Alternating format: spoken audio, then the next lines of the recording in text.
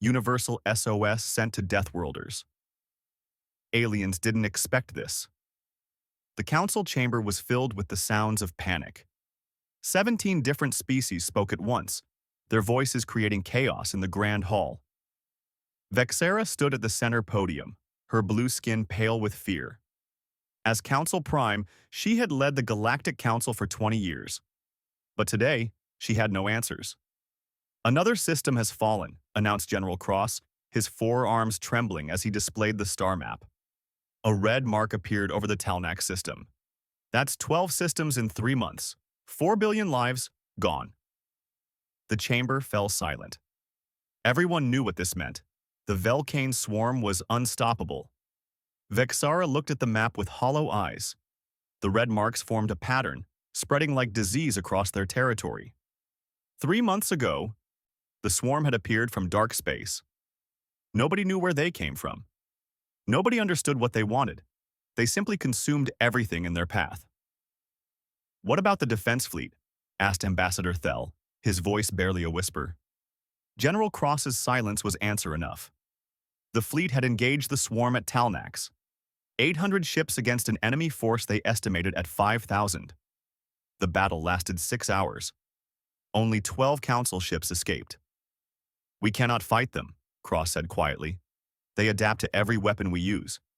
Our plasma cannons work once, maybe twice, then they develop shields. Our missiles get intercepted. Our mines get deactivated. They learn from every encounter and grow stronger." Vexara felt the weight of countless lives on her shoulders. As leader, she needed to find a solution. But what could she do against an enemy that couldn't be stopped? "There must be something," she said. "Some weapon, some tactic we haven't tried?" An old voice spoke from the back of the chamber. "Perhaps there is." Everyone turned to see Archivist Thalen shuffling forward. He was ancient, even by his species' long-lived standards. He carried a data tablet that looked as old as he was. "I've been searching the Forbidden Archives," Thalen said, his voice shaking. "Looking for anything that might help. And I found something. A file that was sealed 2,000 years ago." He activated the tablet. A hologram appeared showing a blue and green planet. "This is Earth," Thalen continued. "Planet designation Earth 616. It was discovered during the second expansion. A contact team was sent to investigate." The hologram changed, showing images that made several council members gasp. Massive storms that could destroy cities. Earthquakes that split the ground. Oceans with waves as tall as buildings. Creatures with teeth like knives and claws like swords. "The contact team barely escaped," Thalen said. "They classified Earth as a Class 12 death world, the highest danger rating in our database. The planet itself seemed designed to kill anything living on it." "Why are you showing us this?" Vexara asked, though something in her chest told her she already knew. Thalen switched the hologram again. Now it showed creatures walking on 2 legs. They had no natural armor, no claws, no venom. They looked weak and fragile. "These are humans," Thalen said. "The dominant species of Earth. The contact team's report said they were the most dangerous thing on that death planet. Not because of their bodies, but because of what they could do. The report said humans evolved by fighting everything on their world. Fighting the weather, the animals, the diseases, even each other. It said they were survivors who refused to die." The chamber was completely silent now. "The report recommended immediate quarantine," Thalen continued. "It said humanity should never be contacted. They were too aggressive, too adaptable, too dangerous." The team leader wrote one final note. "These beings evolved in hell and learned to thrive there. Pray they never leave their world." Vexara stared at the hologram. The humans looked so ordinary, so harmless. But she knew appearances could be deceiving. "You're suggesting we contact them," she said slowly. "It's forbidden," Ambassador Thel protested. "Deathworld species are quarantined for good reason. Who knows what they might do?" "They might save us," Thalen replied simply. "Or they might kill us. But at least we would die trying something instead of just waiting for the swarm." Vexara looked around the chamber. She saw fear in every face. fear of the swarm, fear of the unknown, fear of making the wrong choice. But she also saw hope. Desperate, fragile hope. "How long until the swarm reaches our last colonies?" she asked. 14 days, General Cross answered. 14 days. 2 weeks until extinction. Vexara made her decision. "Send the message," she ordered. "Send it on all frequencies. Tell them we need help. Tell them we're dying." "And if they refuse?" asked Thel. Vexara looked at the hologram of Earth one more time. That beautiful, terrible world. "Then we die knowing we tried everything," she said. The message was composed carefully. They kept it simple because they didn't know if humans would even understand it. The universal translator should work, but there were no guarantees. The message read, "To the people of Earth, we are the Galactic Council, representing 17 species across 200 star systems. We are under attack by an enemy we cannot defeat. Our worlds are burning. Our people are dying. We know your planet was marked forbidden. We know we should not contact you. But we have no choice. Please, if you can hear this, if you can help us, we are begging you. We need you." They attached their coordinates and waited. Hours passed. Vexara didn't sleep. She stood in the communications center, staring at the screen, hoping for a response that might never come. Then, after 6 hours of silence, the screen lit up. A message was coming through. From Earth. The communications officer played it. The voice was female, speaking in a language the translator converted instantly. "Galactic Council, this is United Nations Space Command, Earth. We received your distress call. We understand your situation. We are preparing a response fleet. Hold your position and protect your people. Help is coming. Repeat, help is coming. Earth out." The message ended. Vexara stood frozen, not sure whether to feel relief or terror. They had called for help from a death world, and the death world had answered. General Cross approached her, his 4 arms folded nervously. "Prime, what have we done?" Vexara didn't have an answer. She only knew that in 14 days, they would meet the humans. And then they would discover if calling the Deathworlders was their salvation or their doom. Outside the window, stars twinkled peacefully, unaware that war was coming. Somewhere out there, beyond the darkness of space, 6 ships were preparing to launch from Earth. 6 ships carrying warriors from a world of endless violence. The Velcane swarm had consumed 12 systems. They had destroyed countless civilizations.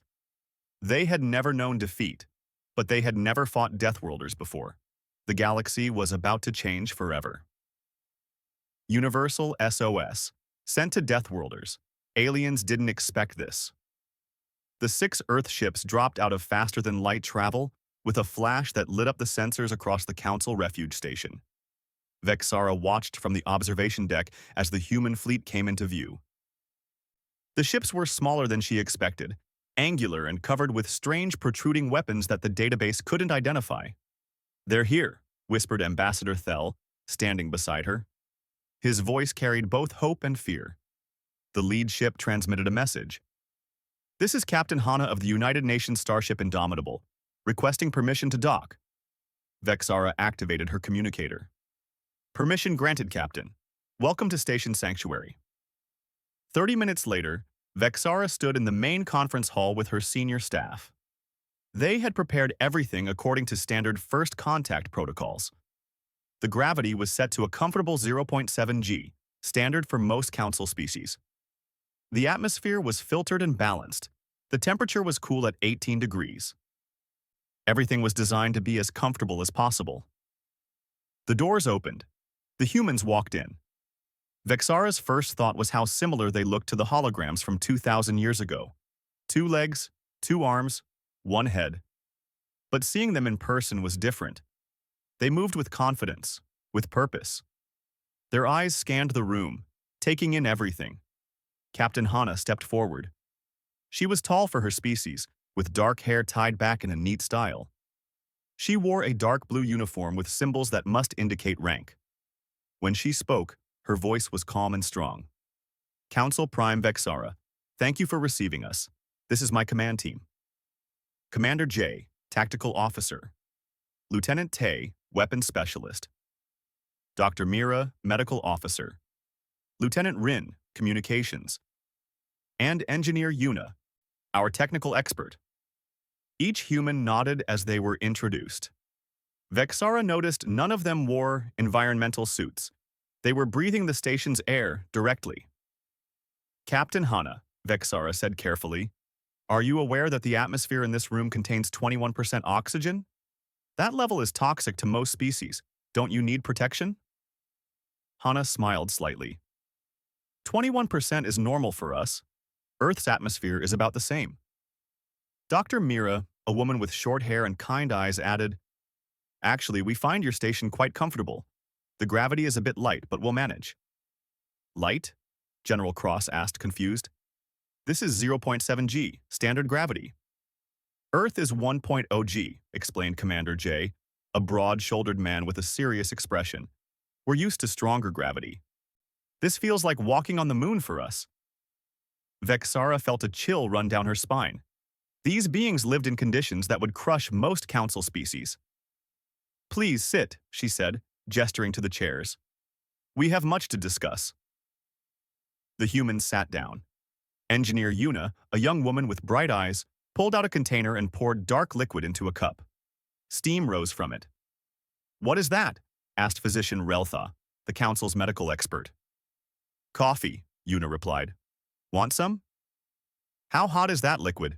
Reltha asked nervously. About 90 degrees, Yuna said casually, taking a sip. Reltha made a choking sound. That's near boiling temperature. How can you drink that? Yuna shrugged. It's better hot. Vexara decided to move past the disturbing display. Captain Hana, let us brief you on the situation. General Cross activated the holographic display. The star map showed the swarm's path of destruction. Red marks covered 12 systems. This is the Velcane swarm, Cross explained. They appeared 3 months ago from unknown space. We don't know their origin or their goal. They simply attack and consume everything. Ships, stations, planets, everything becomes part of their swarm. Lieutenant Tay leaned forward, studying the map with intense focus. How many ships do they have? Our last estimate was 40,000 vessels, Cross said. But they grow with every system they take. They use the material from destroyed ships to build more of their own. Adaptive enemy, Commander J noted. What about their tactics? They overwhelm through numbers, Cross continued. But they also learn. Every weapon we use, they adapt to. Plasma weapons work once, then they develop shields. Kinetic weapons get deflected. Missiles get intercepted. After 3 months of fighting, we have no effective weapons left. The room fell silent. The weight of their hopeless situation hung in the air. Then, Captain Hana spoke. How many ships does the Council have remaining? 847 combat vessels, Cross answered quietly. Hana looked at her team. Something passed between them, some unspoken communication. Then she turned back to the Council. Those are acceptable odds, she said.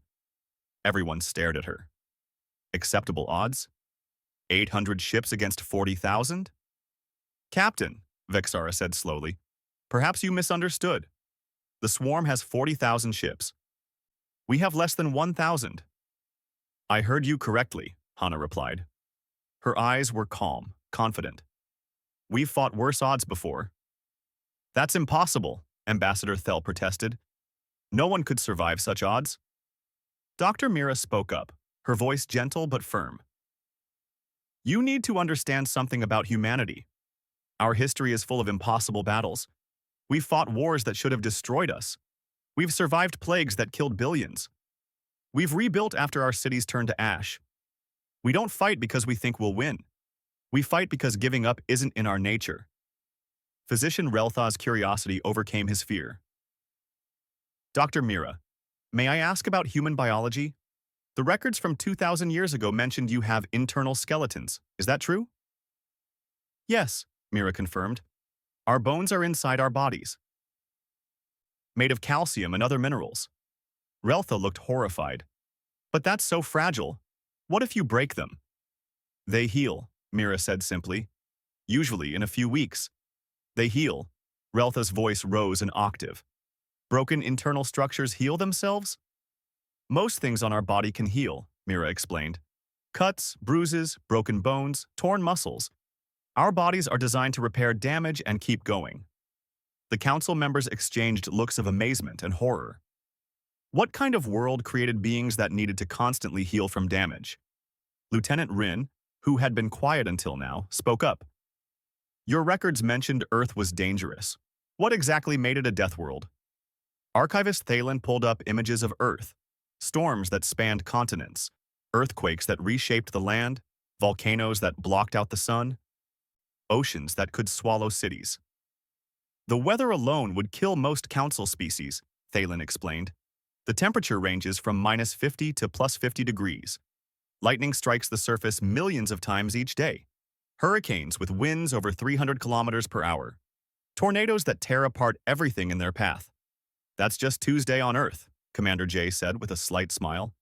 Tuesday? Asked Thel, confused. He means it's normal, Rin translated. We're used to it. But the animals, Thalen continued, showing images of predators. Creatures with massive teeth and claws, some with venom that can kill in minutes, others that hunt in packs. We learned to hunt them back, Lieutenant Tay said quietly. That's how humans survived. We couldn't outrun the predators. We couldn't outfight them with teeth and claws. So we learned to think, to plan, to work together. We made tools and weapons. We turned the hunters into the hunted. Vexara felt she was beginning to understand. These beings came from a world that tried to kill them every day. And instead of dying, they learned to fight back. They learned to survive. They learned to win. Captain Hana, Vexara said, what is your plan? Hana stood and approached the star map. We'll need the council fleet to act as bait. Draw the swarm to a location we choose. There's a dying star system here. She pointed to a system near the edge of council space. The Caldris system. We'll set the trap there. And then? Asked Cross. Hana's smile was cold. Then we show the swarm what Deathworlders can do. Universal SOS. Sent to Deathworlders. Aliens didn't expect this. The Caldris system was dying. Its red giant star pulsed with unstable energy, casting everything in blood-red light. The council fleet positioned themselves in a defensive formation, 800 ships arranged in layers. The 6 human vessels took position near the star itself, seeming tiny against its massive size. Archivist Thalen watched from the command ship's bridge. Vexara had insisted he come to observe and record. Now he wondered if he would survive to write this history. Swarm approaching, announced the sensor operator. Estimated numbers. 15,000 vessels. 15,000. Thalen's heart sank. Even with the humans, they were outnumbered nearly 20 to 1. All ships. Hold formation, General Cross ordered across the fleet channel. Wait for the swarm to commit. The swarm arrived like a plague of locusts. Their ships were organic things, twisted metal and living tissue merged together. They moved with unnatural coordination, thousands of vessels acting as one mind. The swarm hit the council fleet with overwhelming force. Energy weapons tore through shields. Biomechanical drones latched onto hulls and began tearing them apart. Within minutes, 20 council ships were destroyed. Fall back, Cross ordered. Execute the retreat. Make it look real. The council fleet began pulling back, drawing the swarm deeper into the system. The alien ships pursued eagerly, sensing victory. They flowed around the council formation like water, surrounding them on all sides. The 6 human ships remained near the star, seemingly forgotten. That's when everything changed. All human vessels, weapons free. Captain Hana's voice came through clearly on the open channel. Show them hell! The ship called Harbinger fired first. Lieutenant Kyung had been waiting for this moment. The railgun mounted on his ship's spine charged and released. A tungsten rod, accelerated to 30% of light speed, crossed the distance to the swarm in seconds. The rod punched through a swarm vessel completely, but it didn't stop. The projectile continued through another ship, then another, then another. 20 swarm vessels exploded in a perfectly straight line before the rod finally lost momentum. "Good shot, Kyung," came Hana's voice. "All ships, engage at will." Thalen watched in amazement as the human ships came alive. They moved like nothing he'd ever seen. Fast, aggressive, fearless. They dove into the swarm formation like predators attacking prey. The ship called Prometheus, commanded by Engineer Yuna, deployed weapons the Council database had no records of. Small spheres shot out and positioned themselves throughout the swarm formation. For a moment, nothing happened. Then they detonated. The fusion mines exploded in a cascade of miniature suns. Each explosion triggered the next, creating a chain reaction that vaporized hundreds of swarm vessels. The energy release was so intense that several Council ships had to redirect power to their shields just from the radiation. That's not possible," whispered the sensor operator. "Those explosions are generating temperatures found only in stars." "Humans weaponized fusion reactions," Thalen said, his voice filled with awe and horror. "They turned the power of stars into bombs." The swarm began to adapt. They spread out their formation, trying to avoid the human weapons. They focused fire on the human ships, thousands of weapons targeting each vessel, but the humans were ready. Pilot Day commanded the ship called Lightning. His vessel moved through space like a living thing, dodging attacks that should have been impossible to avoid. The ship twisted, spun, and rolled at speeds that would turn most beings into paste. "How is he surviving those maneuvers?" asked General Cross. "Those are at least 20 times standard gravity." "Humans can survive high gravity," Dr. Mira's voice came through the channel. She was aboard the Indomitable with Captain Hana. Pilot Day's ship has special systems that help his body handle the force, plus medical technology that keeps his organs from failing. He'll have bruises tomorrow, but he'll live. The Lightning danced through the battle, its weapons firing continuously. Every shot hit a target. Every movement brought death to the swarm. The swarm was learning, adapting. They changed their shield frequencies to block the railguns. They deployed countermeasures against the missiles. They tried to match the human ship's speed, but the humans adapted faster. "They're blocking the railguns," Lieutenant Kyung reported, switching to penetrator rounds. The Harbinger's next shots used different ammunition. These rounds didn't rely on pure kinetic force. They punched through shields, then detonated inside the swarm vessels. It was brutal and effective. "They adapted to our adaptation," Thalen said, amazed. "They changed tactics in seconds." The battle raged for 2 hours. The swarm kept coming, endless waves of ships. The Council fleet was taking heavy losses. 100 ships destroyed, 200 damaged.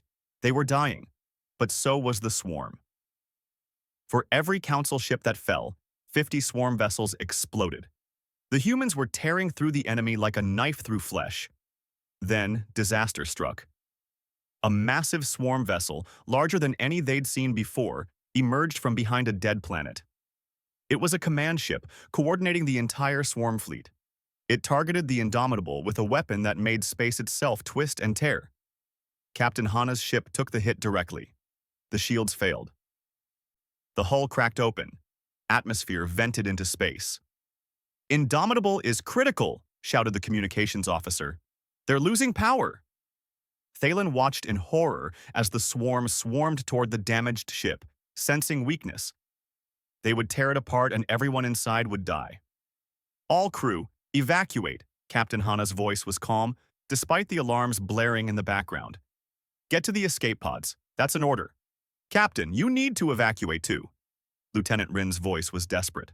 "Someone needs to pilot the ship," Hana replied, "and I'm not leaving my post. Now go. That's a final order." Thalen saw small pods launching from the Indomitable. 30 of them carrying the crew to safety, but one person remained aboard the dying ship. Captain Hana. The swarm command ship moved closer, preparing to finish off the Indomitable. 3,000 swarm vessels surrounded it, blocking any rescue attempt.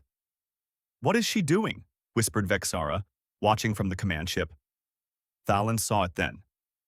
The Indomitable was changing course. It wasn't trying to escape.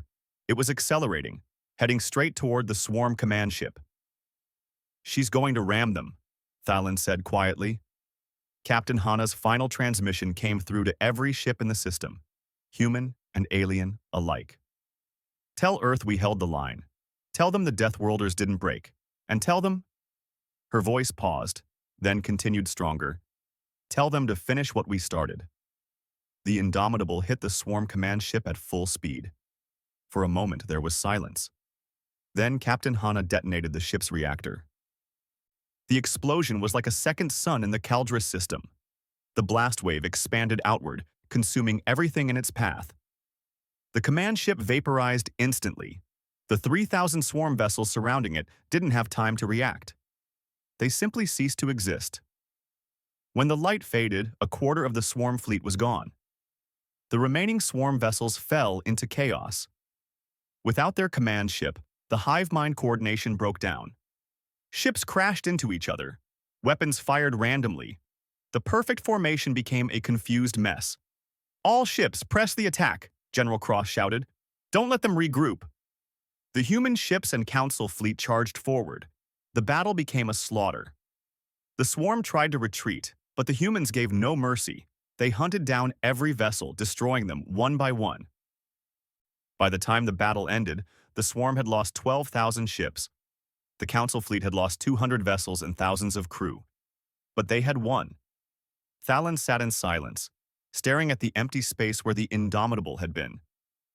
One human had sacrificed herself to save them all. One Deathworlder had charged into certain death without hesitation. "They fight like every battle is their last," he said quietly. Vexara stood beside him, her expression unreadable. Because on their world, every battle was their last.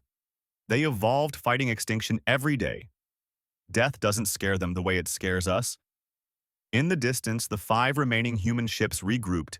They were damaged, scarred, but still fighting. Still alive. And somewhere, far away on Earth, a message was being received. A message that Captain Hana was dead. A message that would bring consequences the swarm couldn't imagine. The Deathworlders were coming, and they were angry. Universal SOS, sent to Deathworlders. Aliens didn't expect this. The message reached Earth 48 hours after the Battle of Caldris. Captain Hana was dead. Killed in action while defending an alien species humanity had just met. The news spread across the planet in minutes. Ambassador Thel was on Earth when it happened. He had traveled there to formally request more aid from the human government. He expected negotiations, debates, maybe even refusal. What he got instead terrified him. Within 6 hours of receiving the news, Earth's orbital shipyards went into full production mode. Thel watched through the observation window as ships that had been under construction for months were completed in days. Assembly lines that normally worked in careful, measured steps now operated at a frantic pace. "How are they building so fast?"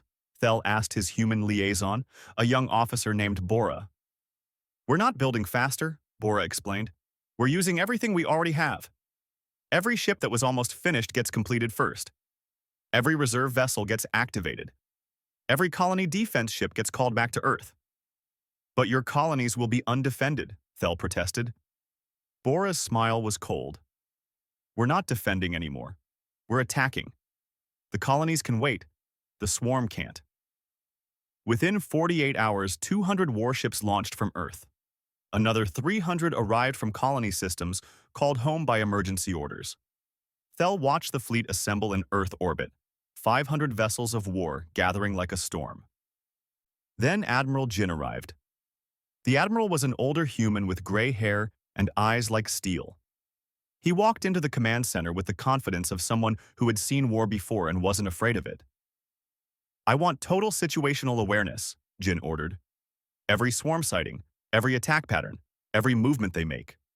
I want to know where they are, where they're going, and where they'll be." The command staff worked with frightening efficiency. Displays lit up showing the entire war zone. Swarm movements appeared in red, council forces in blue, human ships in green. Thel approached cautiously. "Admiral Jin, may I ask what your strategy is?" Jin looked at him with those cold eyes. "They killed one of ours, Ambassador. Captain Hana went to help your people and died doing it. That makes this personal." My strategy is simple. Total annihilation. Total annihilation, Thel repeated. You mean to destroy the entire swarm? Every last ship, Jin confirmed. We're going to hunt them down and eliminate them. No survivors, no mercy. They wanted war with Deathworlders. We'll show them what that means. Thel felt a chill run through his body. He had seen the footage from Caldrus. He knew what humans could do. But the cold determination in Jin's voice was something else entirely. How will you find them? Thel asked. The swarm moves unpredictably. No, they don't, came a new voice. A human woman approached, wearing a white coat instead of a military uniform. I'm Chief Scientist Sora.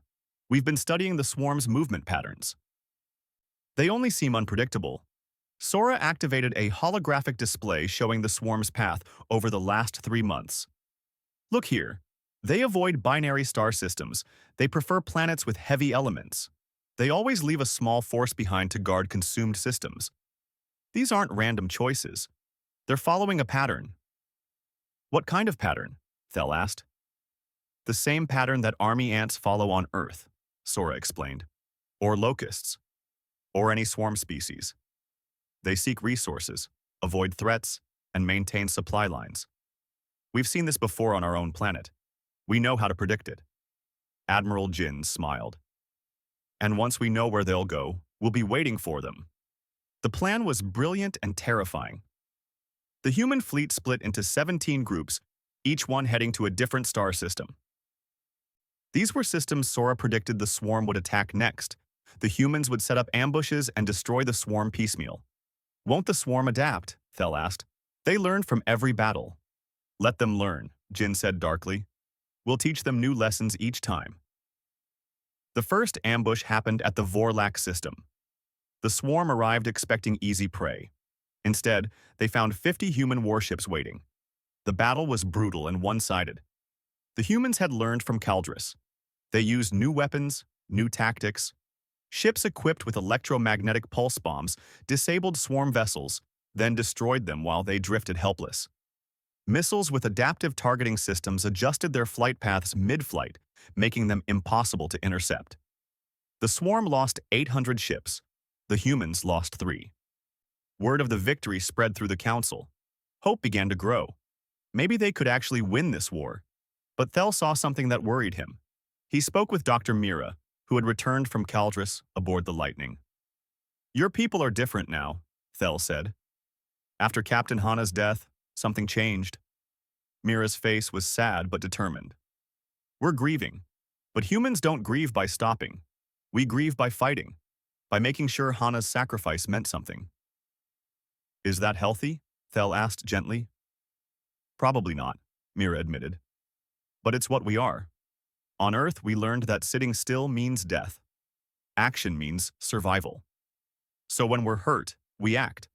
When we're angry, we fight. It's how we've always been. Thel saw it then. The humans weren't just fighting to help the Council anymore. This had become personal. They were fighting to avenge their fallen captain, and that made them even more dangerous. The second ambush was different. Scientist Sora had developed something new. The swarm communicated through biological signals, coordinating their hive mind across vast distances. Sora created a virus that infected those signals. It's elegant, really, Sora explained to Thel. The virus doesn't destroy the swarm ships. It just confuses their communication. They start attacking each other, thinking their own vessels are enemies. Isn't that cruel? Thel asked. Sora's expression hardened. They made this personal when they killed Captain Hana. We're just being efficient. The virus was deployed at the Krennic system. The swarm arrived in force, 3,000 ships strong. The human fleet released the virus and waited. Within an hour, the swarm fleet was tearing itself apart. Ships that had fought in perfect coordination now fired on each other. The hive mind that made them strong became their weakness. The humans watched the chaos, then moved in to finish off the survivors. Another 1,000 swarm vessels destroyed. Council observer Praelin witnessed the battle and was horrified. This is cruel, he protested. You're torturing them. Commander J, who led the human force at Krennic, responded coldly. We're fighting a war. The swarm doesn't negotiate. They don't surrender. They consume everything in their path. So we're removing them from existence in the most efficient way possible. But the ethics, Pralin started. Ethics, Jay interrupted. They've killed billions of your people. They turned 12 systems into graveyards. They killed our captain. Don't talk to me about ethics. Thel began to understand the terrible truth. Humans were capable of great compassion. They had come to help the council when asked. But they were also capable of great cruelty. They had evolved on a world that gave no mercy, so they learned to give none in return. The ambushes continued. System after system, the swarm was being hunted. The humans didn't just react to swarm movements. They predicted them, trapped them, destroyed them. And then something unprecedented happened. At the Thalros system, the swarm did something they had never done before. They retreated. For 3 months, the Velcane swarm had advanced without stopping. They had never shown fear, never hesitated, never run away. But when they encountered the human fleet at Thalros, they broke off the attack and fled. Admiral Jin watched the swarm ships escape into faster-than-light travel. His expression was grim.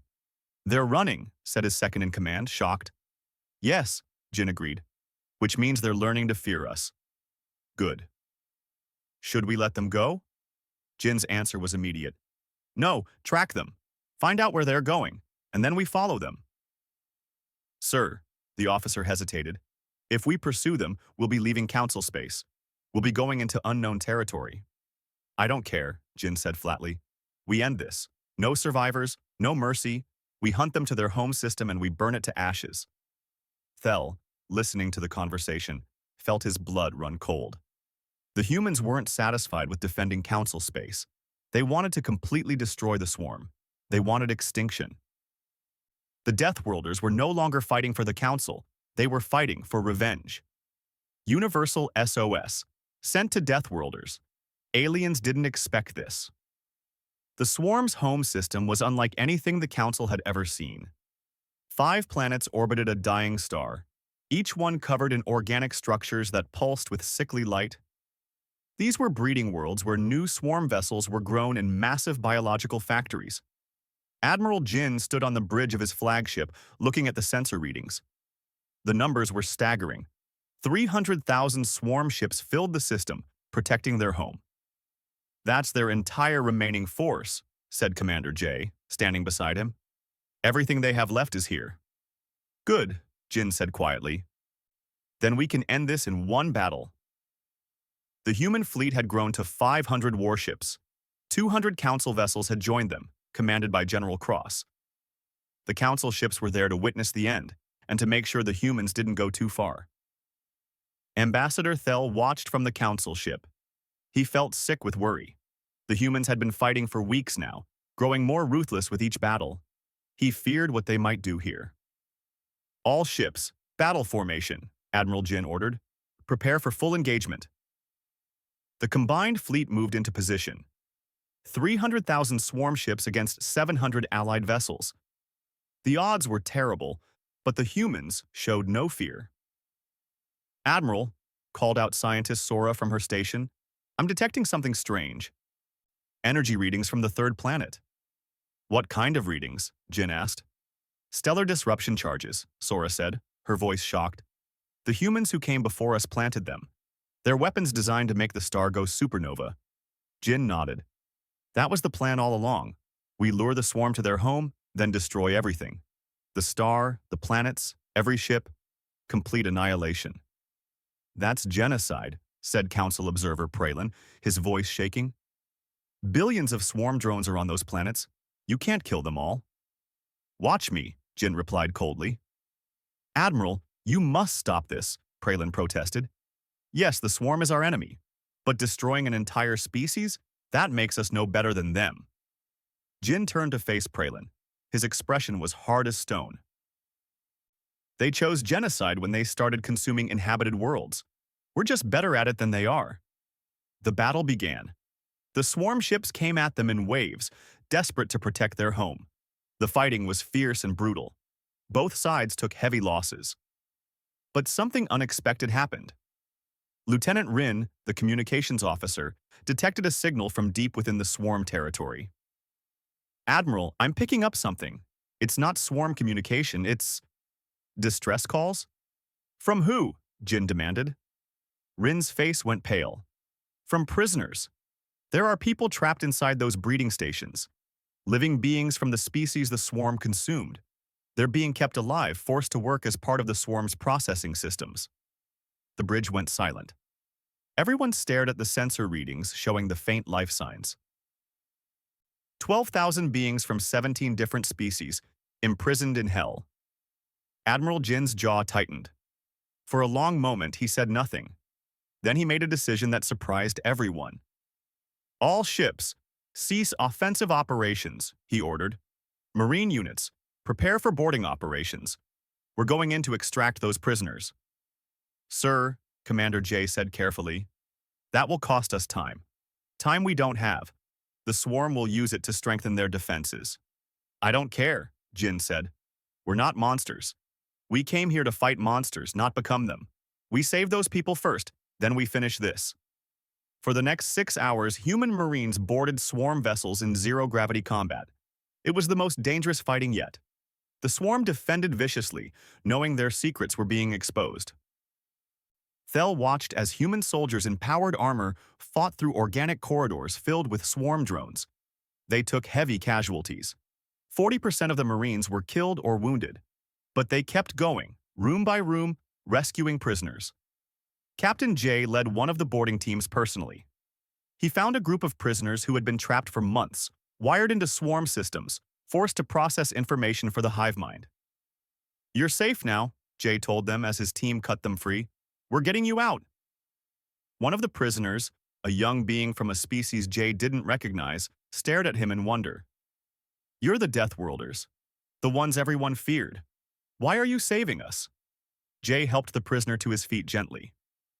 Because on our world, we learned that survival isn't just about being the strongest. It's about choosing who deserves to survive. We chose you. The evacuation took 6 hours. 6 hours of constant fighting. 6 hours of Marines dying to save people they'd never met. But in the end, 12,000 prisoners were brought to safety aboard the Council ships. Admiral Jin watched the last transport leave the swarm stations. His face was grim but satisfied. All prisoners are clear. Now we finish this. Activate the stellar disruption devices, he ordered. Deep within the system's star, the devices came to life. They had been placed by human ships weeks ago, hidden and waiting. Now they began their work, destabilizing the star's core. All ships, retreat to minimum safe distance, Jin commanded. We have 10 minutes before detonation. The combined fleet pulled back, racing away from the doomed system. The swarm ships pursued, not understanding the danger. Thel watched the countdown. 10 minutes. 9, 8. The swarm kept coming, still fighting, still trying to protect their home. 3, 2, 1. The star collapsed in on itself, then exploded outward. The supernova expanded at incredible speed, consuming everything in the system. The planets vaporized. The swarm ships ceased to exist. 300,000 vessels and all the breeding facilities turned to ash in seconds. The Velcane swarm was extinct. The fleet returned to Council space a week later. They were battered, exhausted, and mourning their dead. But they had won. A ceremony was held at Station Sanctuary. The Galactic Council formally offered humanity membership. Prime Vexara stood before Admiral Jin with the entire Council Assembly watching. You saved us, Vexara said. When we had no hope, you came. When we were dying, you fought. We owe you everything. But I must ask, why did you help us? We were strangers to you. Admiral Jin was quiet for a moment, then answered. Because you asked. Because you needed help. On Earth, we learned that civilization isn't about who's the strongest or the smartest. It's about choosing to help others survive. We chose to help you. Even after we called you from a death world, Vexara asked. Even knowing we feared you? Especially then, Jin replied. Fear is natural, but you asked for help anyway. That takes courage. We respect courage. The council erected a monument in honor of Captain Hana and all the humans who died in the war. It showed Hana's final moment, her ship charging into the enemy to save others. The inscription read in every council language, "Here lie the Deathworlders who answered the call." Months later, Dr. Mira stood in a council classroom, speaking to young students about the war. A child raised their hand. "Dr. Mira, are all humans like that? Warriors who would die for strangers?" Mira thought about the question carefully. She thought about Earth's violent history, its wars and suffering. She thought about humanity's capacity for both terrible cruelty and incredible kindness. "Humans are complicated," she said finally. "We come from a world that tried to kill us every day. That made us strong, but it also made us angry. We know how to fight, how to destroy, how to win at any cost. But we also learned something else. We learned that strength without compassion is just cruelty. Power without purpose is just destruction." She smiled at the children. "The humans you saw in this war, the ones who saved you, they weren't our best. They were just ordinary people who chose to do extraordinary things. And that's the real lesson from the Death World. It's not about being strong or fearless. It's about choosing to use your strength to protect others." A teacher asked, "Will humans always help us?" Mira's smile faded slightly. "As long as you ask with honest need, yes. But remember, we're also the species that destroyed the swarm completely. We're capable of great compassion and great violence. Treat us with respect, and we'll be your strongest allies. But never, ever forget what we can do." The children nodded, understanding. They had seen the videos, heard the stories. They knew what Deathworlders were capable of. As Mira left the classroom, she looked out at the station where humans and aliens now work together. Building a better future, learning from each other, growing together. The galaxy had changed. The Deathworlders were no longer alone on their dangerous planet. They had joined the community of stars, and the Council had learned an important lesson. Sometimes the scariest things in the universe are also the bravest. Sometimes monsters become heroes, and sometimes the beings you fear the most are exactly the ones you need.